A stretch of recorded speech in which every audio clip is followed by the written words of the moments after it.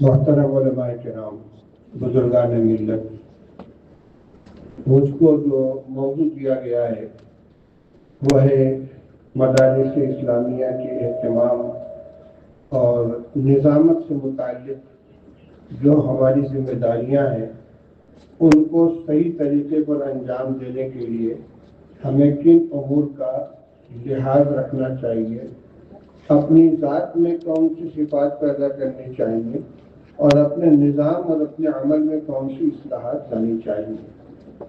میرے بزرگوں اور بھائیوں، سب سے پہلی بات تو یہ سمجھ لینی چاہیے کہ یہ اہتمام اور نظامت یہ سونے کا تاج نہیں ہے بلکہ کانٹوں کی ٹوپی ہے، بہت بڑی مسئولیت ہے، عند اللہ بھی اور عند الناس بھی۔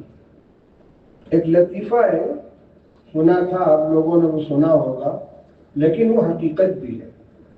کسی نے کہا کہ محشر قائم ہو گیا، جنت و جہنم میں جانے والوں کے فیصلے ہو گئے، جنتی لوگ جنت کے اندر چلے گئے، محترم حضرات دروازے کے اوپر کھڑے ہوئے اپنا جھولا لیے ہوئے۔ کسی نے پوچھا آپ حضرات اندر کیوں نہیں جا رہے ہیں؟ کہ اصل متفرقات کی تفصیل معلوم کی گئی ہے۔ یہ جو مصارف کے اندر متفرقات کا ایک کالم، ایک خانہ بنا ہوا ہے، تفصیل معلوم کی جا رہی متفرقات کیا ہے ہی نہیں ہمارے پاس، ہم کیا پیش کریں۔ تو یہ جو چٹکلا ہے نا، ہماری زندگی میں یہ چیز پائی جاتی ہے۔ میں سب سے پہلے اسی بات کو آپ کے سامنے رکھنا چاہتا ہوں کہ مالی اعتبار سے اپنے دامن کو بہت پاک صاف رکھیں، کیونکہ محتمم کا عہدہ سب سے بڑا ہوتا ہے، براہ راست ان سے کوئی باز پرس نہیں کر سکتا، ان کے اوپر کوئی اعتراض نہیں کر سکتا، اس لیے وہ اپنے آپ کو بااختیار سمجھ کر جو چاہتے ہیں کرتے ہیں۔ اگر تقویٰ نہیں ہے، ورع نہیں ہے، خدا کا خوف نہیں ہے، جواب دہی کا احساس نہیں ہے، تو پھر اس میں بہت زیادہ گڑبڑی ہوتی ہے۔ ہمارے ایک ساتھی کے مولانا ابوبکر صاحب غازی پوری مرحوم ہو گئے، وہ ایک مدرسے میں استاد تھے۔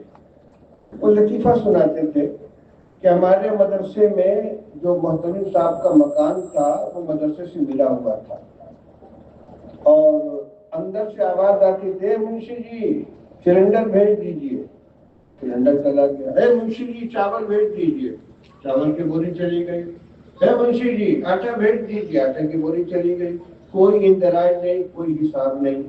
اور جو ناظم صاحب تھے وہ کہتے بھائی ہم مدرسے کا کام کرتے ہیں، ہمارا گھر مدرسہ چلائے گا، بڑی فیملی کے بچے تھے، بہویں تھیں، پوتی پوتے تھے، پورا خرچہ چل رہا ہے، ہم مدرسے کے محتمم، سارا خرچہ ہمارے پورے۔ بقال مدرسہ اس کی مد اتنی عام ہو گئی ہے، کوئی بھی کام ہو، ذاتی ہو، ہمارا گھر کا ذاتی مسئلہ ہو، بیوی بچوں کا مسئلہ ہو، رشتہ داروں کا مسئلہ ہو، مدرسے میں گاڑی ہے تو لے جانی، محترم صاحب کا حکم ہے، ناظم صاحب کا حکم ہے۔ بقال مدرسہ کے دو معنی ہے، مدرسے کی کار اور مدرسے کا کام۔ تو ایک تو بقال مدرسہ مدرسے کے کام سے ہوتا ہے، اور ایک بقال مدرسہ مدرسے کی کار ہوتی ہے، وہ بھی بقال مدرسے، یہ بھی بقال مدرسہ۔ ایسا نہیں ہونا چاہیے۔ ہمارے اکابر کا جو طریقہ رہا ہے مالی سلسلے میں احتیاط کا، حضرت شیخ العزیز مولانا محمد زکریا صاحب رحمۃ اللہ علیہ کا ایک رسالہ ہے اکابر کا تقویٰ، دیکھا ہوگا علماء کرام نے، جس میں انہوں نے دو عنوانات لیے ہیں، ایک تواضع اور ایک ورع اور احتیاط۔ اس سلسلے میں حضرت حاجی امداد اللہ صاحب حاجر مکی، حضرت مولانا محمد قاسم شاہ نانوتوی، حضرت مولانا رشید احمد گدگوئی، اور حضرت مولانا خلیل احمد صاحب امبیڈوی، مولانا محمد یحییٰ صاحب، مولانا مظفر حسین صاحب کاندھلوی، اور ایک سلسلہ ہے، تمام اکابر کے واقعات انہوں نے نقل کیے ہیں۔ سہارنپور مدرسے کے ذمہ داروں میں حضرت مولانا خلیل احمد صاحب سہارنپوری رحمۃ اللہ علیہ کے دو واقعات لکھے ہیں۔ فرمایا کہ مدرسے میں حضرت جہاں بیٹھ کر پڑھاتے تھے اور جس جگہ وہ ضروری کام کرتے تھے وہاں ڈیسک کے اوپر کچھ پرچیاں رکھی رہتی تھی اور ایک قلم نواز. اگر مدرسے کے لیے کوئی کام کوئی پرچی لکھنی ہوتی تو وہ پرچی اٹھاتے تھے، اس کا تعلق مدرسے سے. اور اگر ذاتی ضرورت کے لیے کوئی پرچی لکھنی ہوتی تھی تو کاغذ کے پرچیاں الگ رکھی تھی، قلم نواز الگ تھا، اس سے لکھتے تھے. اگر کوئی شخص آ گیا مسئلہ پوچھنے کے لیے تو وہیں بیٹھے بیٹھے بات کر لی، لیکن اگر کوئی آ گیا کسی ذاتی گفتگو کے لیے فوراً اٹھ کر بغل میں چلے جاتے تھے. فرماتے تھے یہ تعلیم مدرسے نے مجھ کو مدرسے کا کام کرنے کے لیے دیا ہے، دوستوں سے بات کرنے کے لیے نہیں دیا ہے. اس کے بعد گھڑی دیکھ لیتے تھے کئے بج کر کئے منٹ پر گفتگو شروع ہوئی ہے اور کئے بج کر کئے منٹ پر ختم ہوئی، اس کو نوٹ کر لیتے تھے. اور مہینہ ختم ہونے کے بعد ان سارے منٹوں کو اور سیکنڈوں کو جوڑتے تھے. اگر آدھے دن سے کم وہ بنتا تھا تو ایک آدھے دن کی وہ رخصت نوٹ کرا دیتے تھے، اور اگر آدھے دن سے زیادہ ہوا تو پورے ایک دن کی رخصت نوٹ کرا دیتے تھے، یعنی تنخواہ وضع کراتے تھے. یہ ہمارے بزرگوں کی احتیاط ہے.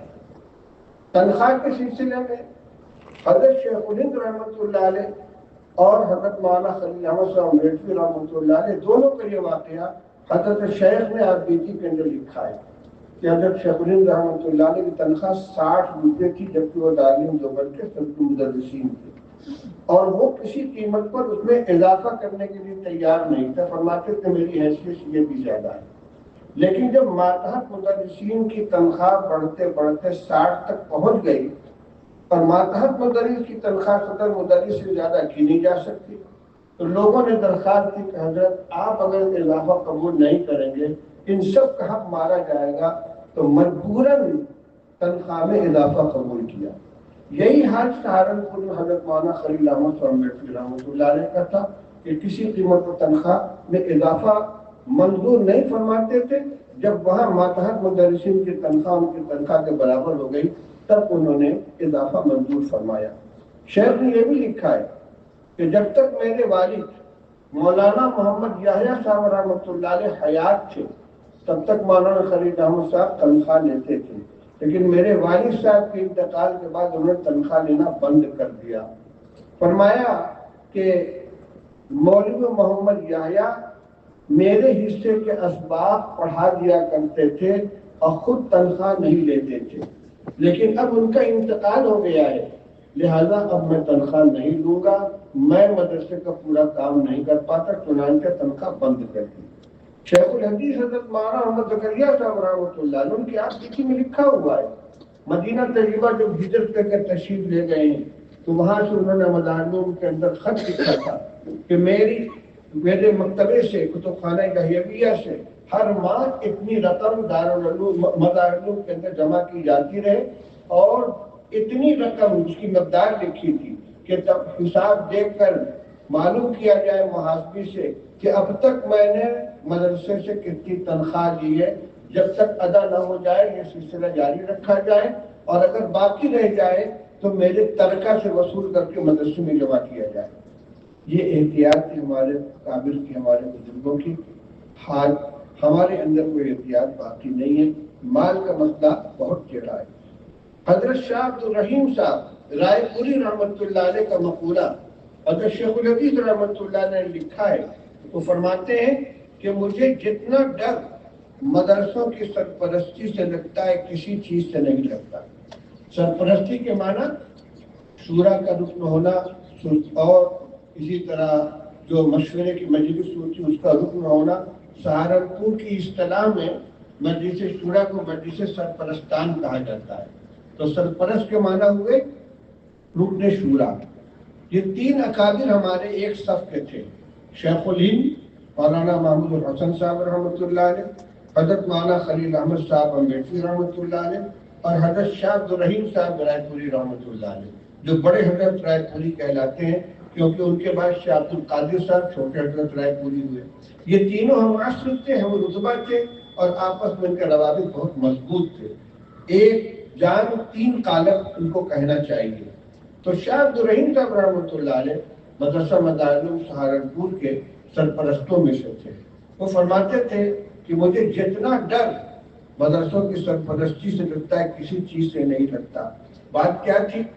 اگر کوئی مدرس یا کوئی ملازم کوئی غلطی کرتا ہے اور مالی خرد برد کرتا ہے یا مال کے خرچ کرنے میں احتیاطی کرتا ہے اور ہم اس پر گرفت نہیں کرتے اور معاف کر دیتے ہیں تو ہم اس کے مالک تو نہیں ہیں۔ ہمارے پاس تو مدرسے کی رقم امانت ہے۔ ہمیں کہاں سے یہ حق پہنچتا ہے کہ جو چندہ معاون نے طلبہ اور مدرسین پر خرچ کرنے کے لیے دیا تھا اس کو ہم غلط طریقے پر کسی کو خرچ کرنے کی اجازت دے دیں اور وہ غلطی کرے تو اس کو معاف کر دیں؟ نہیں کر سکتے۔ مظالم سہارنپور کے ایک استاد بوڑھے ہو گئے، ان کے لیے مدرسے کی کمیٹی نے کچھ رعایتاً کچھ تنخواہ متعین کی کہ اب یہ اشکار رفتہ ہو چکے ہیں، پوری زندگی مدرسے کی خدمت انہوں نے لگا دی ہے، لہذا ان کو مدرسے کی طرف سے اتنا ماہانہ وظیفہ دیا جائے۔ وہاں کے سرپرست حضرت مولانا شریف صاحب تھانوی رحمۃ اللہ علیہ، شورا کا فیصلہ ان کی خدمت میں بھیجا گیا۔ حضرت تھانوی رحمۃ اللہ علیہ نے جواب میں لکھا کہ کیا چندہ دہندگان نے اپنے پیسے میں سے وظیفہ دینے کی اجازت دی ہے؟ اگر انہوں نے اجازت نہیں دی ہے تو ہمیں اس کا حق نہیں پہنچتا، اس کے لیے الگ مد قائم کی جائے اور میں بھی اس میں 5 روپے ماہانہ دیا کروں گا، ان کو الگ سے پیسہ اکٹھا کر کے دیا جائے۔ قدم قدم پر اس طرح کے واقعات ملتے ہیں، اس لیے سب سے پہلی ضرورت یہ ہے کہ ہمارا مالی معاملہ جو صاف ہو۔ کوشش یہ کریں کہ ایک پیسہ مدرسے کا ہماری ذات پر خرچ نہ ہو۔ اگر اللہ تعالیٰ نے اتنی استطاعت دی ہے کہ ہم بلا معاوضہ خدمت کر سکتے تو سب سے بڑی اچھی بات ہے، لیکن اگر نہیں ایسی استطاعت ہے تو قرآن پاک نے بالمعروف خرچ کرنے کی اجازت دی ہے۔ جتنی خدمت ہم کر رہے ہیں عرف شرع میں، عرف قانون میں، اس کا جتنا معاوضہ بن سکتا ہے اتنا معاوضہ لینے کی ہم کو اجازت ہے۔ جو حکم یتیموں کی سرپرستی کے لیے قرآن پاک کے اندر فرمایا گیا ہے، من کان غنیا فلیستعفف ومن کان فقیرا فلیأکل بالمعروف، جو غنی ہے وہ احتیاط کرے، پرہیز کرے، اور جو فقیر ہے وہ معروف کے ساتھ کھا لے۔ تو اس میں اگر استطاعت نہیں ہے، خوشحالی نہیں ہے، اپنے کو وقف کر رکھا ہے ادارے کے لیے، تو جس طریقے سے اساتذہ کی تنخواہ متعین کی جاتی ہے، دیگر ملازمین کی تنخواہ متعین کی جاتی ہے، اپنی بھی ایک تنخواہ متعین کر لیں اور اس سے زیادہ خرچ کرنے کو اپنے لیے درست نہ سمجھیں۔ مالی معاملات کے اندر بہت زیادہ احتیاط کرنی چاہیے۔ حضرت مولانا صدیق احمد صاحب باندھی رحمۃ اللہ علیہ بزرگوں میں ہمارے ایک نمونہ گزرے ہیں۔ میں وہاں کی شورا کا ممبر رہا ہوں مدت تک، اب اپنی مشغولیت کی وجہ سے حاضر نہیں ہو پاتا۔ حضرت مولانا صدیق صاحب کے انتقال کے بعد برس تک وہاں کی شورا میں شرکت ہوئی ہے۔ اجلاس کے بعد کھانا کھلایا جاتا تھا، کبھی بھی مولانا صدیق صاحب نے دسترخوان پر بیٹھ کر ممبران شورا کے ساتھ کھانا نہیں کھایا، کبھی ناشتہ نہیں کیا، مجلس کے درمیان کبھی چائے نہیں پی۔ کیوں؟ اس لیے کہ مدرسے کا پیسہ ہے وہ، مجھ کو اس کا حق نہیں ہے، تو مہمانوں کے لیے کھانا بنایا گیا۔ اپنا وہی ٹھنڈا کھانا باسی جو رکھا ہوا ہے کوٹری کے اندر اس کو وہ کھا لیا کرتے تھے۔ بالکل یہی واقعہ حضرت شیخ رحمۃ اللہ علیہ نے منشی فضل حق صاحب کے بارے میں لکھا ہے آبیتی میں کہ وہ مدرسے کا دن رات کام کیا کرتے تھے اور کھانے کے لیے بھی گھر نہیں جا پاتے تھے۔ گھر سے جو کچھ ٹھنڈی روٹی ٹھنڈا سالن آتا تھا، مدرسے کا سالانہ جلسہ جس میں تمام مہمانوں کے لیے کھانا پکوایا جاتا تھا، کھڑے ہو کر سب کو کھانا کھلاتے تھے۔ اس کے بعد اگر وقت ملتا تو اپنی کوٹری میں جا کر کونے میں بیٹھ کر وہی ٹھنڈی روٹی ٹھنڈا سالن جتنا ہوتا تھا کھا لیا کرتے تھے۔ صبح سے لے کر رات تک ان کا سارا کام، سارا وقت مدرسے کے لیے وقت تھا۔ مقدمات کی پیروی بھی وہی کرتے تھے، چندہ بھی وصول کرتے تھے، دفتری کام بھی کرتے تھے، لیکن ایک وقت میں تھوڑا سا ان کے حاضری میں تھوڑی سی کمی پائی گئی تو حضرت مولانا خلیل احمد صاحب رحمۃ اللہ علیہ نے یہ کہہ کے تنخواہ کاٹ لی کہ انہوں نے مدرسے کی پوری ڈیوٹی انجام نہیں دی ہے۔ حضرت شیخ فرماتے ہیں کہ میں نے سفارش کی کہ حضرت کی تو پورا وقت دیتے ہیں، دن رات کام کرتے ہیں، مدرسے کے وقت گزارنے کے بعد یہ بہت کام کرتے ہیں، کہ اس سے کچھ نہیں ہوتا، مدرسے کے وقت کی پوری پابندی کرنی چاہیے۔ دارالعلوم دیوبند کے محتممین میں حضرت مولانا منیر احمد صاحب نانوتوی رحمۃ اللہ علیہ سب سے افضل کے بزرگوں میں ہیں، جو شروع دور کے جو محترم حضرات تھے، حضرت حاجی عابد حسین صاحب، مولانا رفیع احمد رسول الدین صاحب، مولانا منیر احمد صاحب نانوتوی، ان میں ان کا شمار ہے۔ حضرت نانوتوی اور حضرت گنگوئی رحمۃ اللہ علیہ اس عمر میں بڑے تھے، ان کا واقعہ لکھا ہوا ہے، ارواح ثلاثہ میں دیکھیے لکھا ہوا ہے، آپ بیتی میں حضرت شیخ کے لکھا ہوا ہے کہ دارالعلوم کی ایک رقم لے کر وہ دہلی کا سفر کر رہے تھے روزات چھپوانے کے لیے۔ اس زمانے میں اس کو کیفیت کہتے تھے، کیفیت چھپوانے کے لیے دیوبند سے دہلی کا سفر کر رہے تھے۔ روپے کی پوٹلی ساتھ میں لیے ہوئے تھے، اس زمانے میں تو سکہ چلتا تھا، چاندی کا سکہ، یہ نوٹ تو ہوتے نہیں تھے، جتنے روپے تھے پوٹلی کے اندر بندھے ہوئے تھے۔ سیدھے آدمی سادہ مزاج بغل میں رکھے ہوئے تھے، کسی اچکے نے اچک لیا لے کے بھاگ گیا۔ مولانا نے کسی سے تذکرہ نہیں کیا، وہیں سے لوٹ کر آ گئے دیوبند اور گاؤں میں جا کر اپنی ایک زمین فروخت کی اور پیسہ لے کر دوبارہ دہلی گئے، جا کے وہاں سے کیفیت جمع کرائی، لا کے دارالعلوم میں جمع کر دی، کسی سے تذکرہ بھی نہیں کیا، لیکن کسی ذریعے سے لوگوں کو پتہ چل گیا۔ اب حضرت مولانا رشید احمد گنگوئی رحمۃ اللہ علیہ اس زمانے میں دارالعلوم کے سرپرست اعلیٰ تھے۔ دارالعلوم میں ایک عہدہ ہوا کرتا تھا شیخ کے نام سے، دستور میں اب بھی لکھا ہوا ہے، لیکن حضرت تھانوی رحمۃ اللہ علیہ کے پاس سے کوئی شیخ کے عہدے پر فائز نہیں ہے۔ تو جو اس زمانے میں جو اور ذمہ داران تھے، ان کا بھائی مولانا کے اتنے کوئی قصور تو ہے نہیں، امانت کی رقم تھی، اور اگر امانت بلا تعدی ضائع ہو جائے تو اس کا ضمان نہیں ہے، اس کا جرمانہ تو ان کے اوپر نہیں آتا، لہذا دارالعلوم کی طرف سے ان کو اس کا بدل ملنا چاہیے۔ تحقیق کے لیے مولانا گنگوئی رحمۃ اللہ علیہ کے پاس بات پہنچائی گئی، حضرت نے بھی تائید کی کہ یہ رقم امانت کی ہے، اور امانت اگر بلا تعدی ضائع ہو جائے تو اوپر معاوضہ نہیں ہے، اس لیے مولانا منیر صاحب سے کہا جائے کہ وہ رقم قبول کر لیں۔ جب یہ اطلاع مولانا گنگوئی رحمۃ اللہ علیہ کو پہنچی تو کہنے لگے میاں رشید احمد نے فقہ میرے ہی لیے پڑھی ہے، ذرا اپنی چھاتی پر ہاتھ رکھ کے بتائیں کہ اگر ان کے ساتھ یہ معاملہ پیش آتا تو کیا وہ رقم قبول کرتے؟ لے جاؤ، میں ہرگز نہیں دوں گا۔ یہ تھی ہمارے اکابر، ہم ان کے نام لیوا ہیں، ہم انہیں اداروں اور ان کی شاخ اور شاخ در شاخ کی خدمت گزار ہیں، اس لیے کچھ نہ کچھ دوسرا اثر ہمارے پر ہونا چاہیے۔ بہت محدود ہے، بات مجھے ختم کرنی ہے، لیکن میرے نزدیک ان تمام باتوں میں جس کی طرف ہمیں توجہ کرنی چاہیے، سب سے اہم مسئلہ اسی کا تھا، اس لیے میں نے سب سے پہلے اس کو ذکر کیا ہے۔ ایک بات مختصر انداز میں یہ ہے کہ ناظم اور معتمم جو ہوتے ہیں ان کے تعلقات چوطرفہ ہیں، ایک طرف معاونین اور چندہ دہندگان سے ان کا تعلق ہے، ایک طرف اساتذہ سے تعلق ہے، ایک طرف عملہ دیگر ملازمین ان سے تعلق ہے، اور طلبہ سے تعلق ہے۔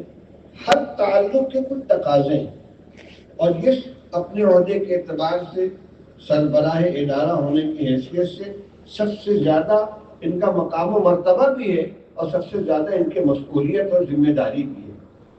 محتمم کو اپنے آپ کو مالک یا حاکم سمجھ کر نہیں رہنا چاہیے، بلکہ خادم سمجھ کر کام کرنا چاہیے، اور ہر ایک کی عزت نفس کی رعایت کرنی چاہیے۔ اساتذہ مدرسے کے ضرور ملازم ہیں، لیکن ناظم صاحب کے ملازم نہیں ہیں، مدرسے کے محتمم صاحب کے ملازم نہیں ہیں، مدرسے کے محتمم کے ملازم ہیں، اور محتمم کے مدرسے کے خدمت گزار ہیں۔ ضابطہ ہونا چاہیے، یہ ضروری ہے، جیسے دارالعلوم کے اندر ضوابط ہیں، 8 نکاتی وہ جو بنیادی دستور ہے اس میں تو کچھ اصولی باتیں لکھی ہیں، لیکن دستور اساسی کے اندر ضابطے بنے ہوئے ہیں۔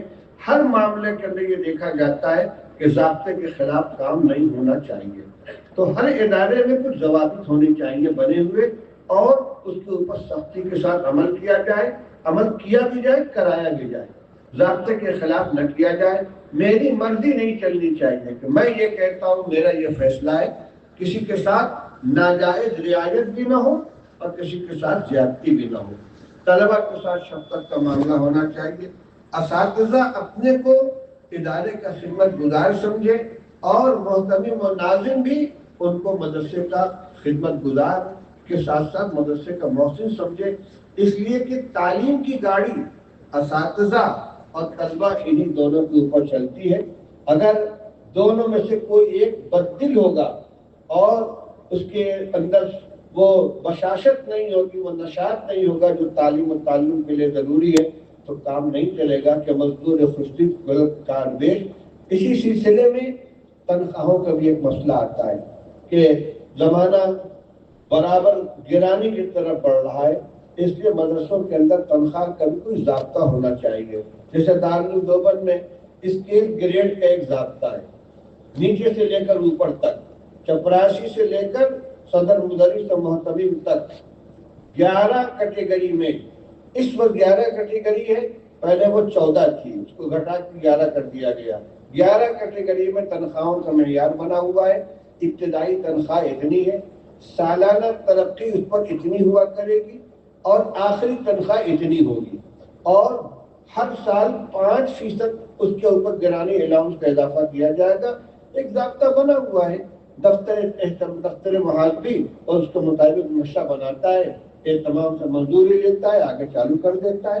ابھی محرم کی پہلی تاریخ کو نیا نقشہ منظور ہوا، ہر ملازم کی تنخواہ میں آٹومیٹک اضافہ ہو گیا. یہ طریقہ اچھا نہیں ہے کہ بار بار ملازمین کو، مدرسین کو درخواست دینی پڑے کہ ہماری تنخواہ میں اضافہ کیا جائے. ایک ضابطہ ہونا چاہیے، مناسب اضافہ ہو. جس رفتار سے گرانی بڑھ رہی ہے اس کی رعایت کرتے ہوئے کچھ نہ کچھ، تاکہ گاڑی چلتی رہے اور مزدور خوش دل بن کر آدمی کام کرے. ایسا نہ ہو کہ ہر وقت اس کے ذہن میں یہی سوال ہو کہ بچے کیا کھائیں گے، مریض کا علاج کیسے ہوگا، گھر میں چولہا کیسے چلے گا. جتنی مدرسے کی استطاعت ہے، جتنی آمدنی ہے، اس کو بھی سامنے رکھا جائے اور ضرورت مندوں کی ضرورت کو بھی سامنے رکھا جائے. اگر نظام اسکیل گریڈ کا بن جائے تو بہت اچھا ہے.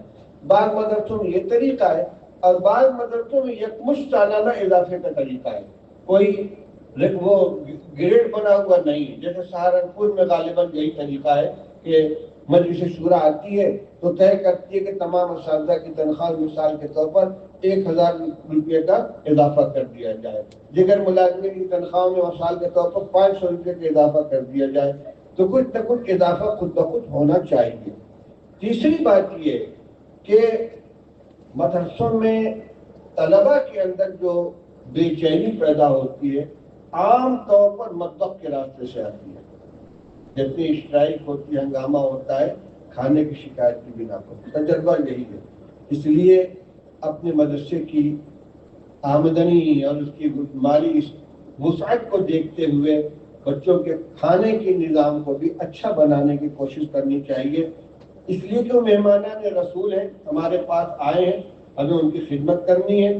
ایسا نہ ہو کہ وہ بے چین ہو کر خدا نخواستہ کوئی غلط بدتمیزی کی حرکت کر بیٹھے، جس کی وجہ سے مدرسے کا نظام جو ہے یہ مختل ہو جائے.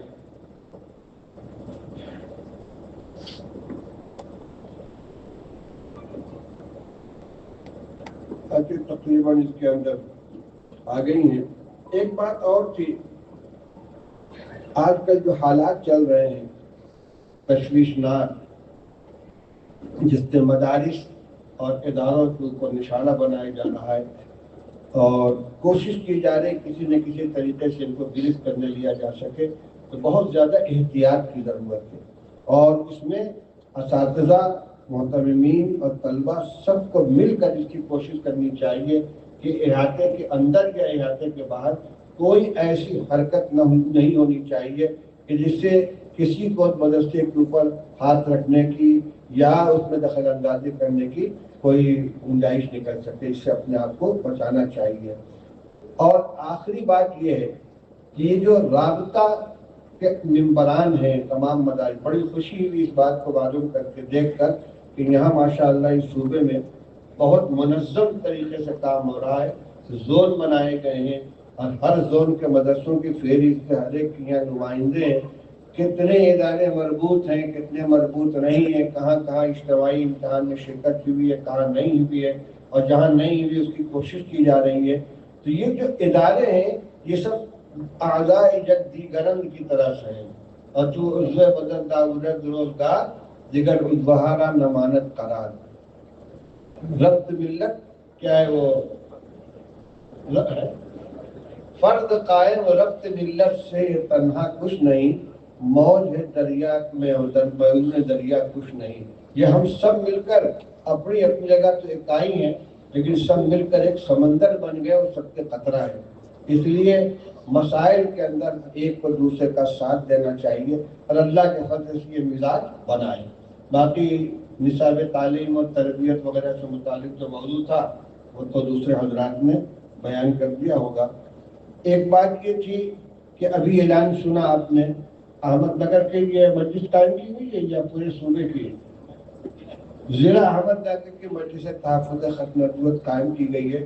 میں جب یہاں مجلس میں حاضر ہو رہا تھا تو مولانا حذیفہ صاحب اسی موضوع پر گفتگو کر رہے تھے کہ یہ بھی ذمہ داری ہے کہ دیکھا جائے کہ ہم طلبہ کو کیا پڑھا رہے ہیں اور اس وقت کے تقاضے کیا ہیں۔ ان تقاضوں میں خاص طور سے وہ تحفظ ختم نبوت کا ذکر کر رہے تھے، اور واقعی بہت اہم چیز ہے۔ آج کل جتنے فتنے آ رہے ہیں وہ سب کے سب اسی بنا پر ہیں کہ عقیدہ ختم نبوت کی حقیقت سے واقف نہیں ہے ہمارے طلبہ اور علماء، اور ناواقفیت کی وجہ سے وہ شکیل بن حنیف ہوں یا غامدی ہوں یا فیاض بھیا ہوں یا اجبر علی انجینئر ہوں، ان سب کے فتنوں کا شکار جو ہو جاتے ہیں اس میں بنیادی چیز یہی ہے کہ عقیدہ ختم نبوت کی حقیقت سے واقف نہیں ہے۔ تو یہاں جو مجلس قائم ہوئی ہے بڑی خوش آئین بات ہے، اس میں جتنا کام باقی رہ گیا اس کی تکمیل ہونی چاہیے۔ ایک بات یہ تھی کہ مدرسے کے اندر جو رقم آتی ہے عام طور سے زکوٰۃ کی آتی ہے، زکوٰۃ کے مصارف متعین ہیں، اس لیے رقم خرچ کی جائے صحیح طریقے پر۔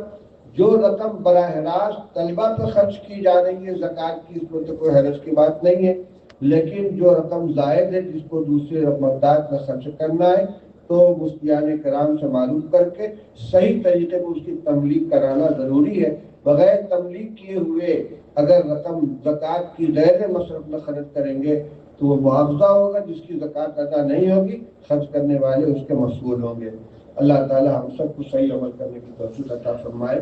کیونکہ میری روانگی کا وقت قریب ہے اس لیے اتنی گفتگو پر بات ختم کرتا ہوں۔ وآخر دعوانا الحمدللہ رب العالمین۔ مولانا حذیفہ صاحب وسطانوی نے ایک درخواست کی اس موقع پر آپ سے کہ دارالعلوم دیوبند کے جو اہتمام و انتظام کے اصول ہیں اور تعلیمی امور کے اصول ہے، اس سلسلے کے اندر بھی تفصیلی طور پر کوئی کتاب سامنے آ جائے تو ہم مہاراشٹر کے مدارس انشاءاللہ اس سے مستفید ہوں گے۔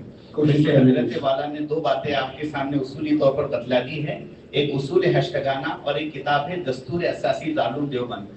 آپ اصول ہشتگانہ تو ہر جگہ موجود ہے، نیٹ سے بھی آپ لے سکتے ہیں، اور یہ دستور اساسی دارالعلوم دیوبند اگر چاہیے تو آپ ہی ہم سے حاصل کر سکتے ہیں۔